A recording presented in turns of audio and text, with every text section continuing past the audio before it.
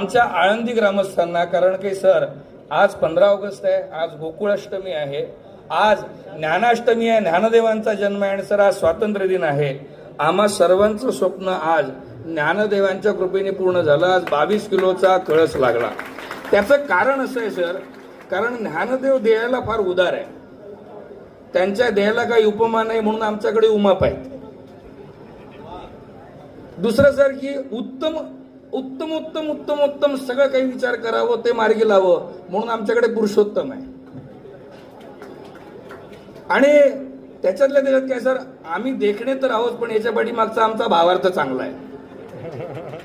आणि हे सगळं विचार करत असताना कुठेतरी ज्ञानेश्वरीच्या ओव्या, गाथेच्या अभंगांच्या ओव्या आम्हाला प्रेरणा देतात.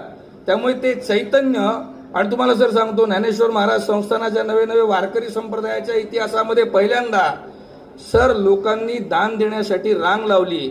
आपल्या प्रायोगिक भाषेमध्ये असं म्हणतात की हे जे लोकमानसातून दक्षिणेचे लोंढेच्या लोंढे येत होते ना, त्याला कारणीभूत हे चैतन्य लोंढे आहेत.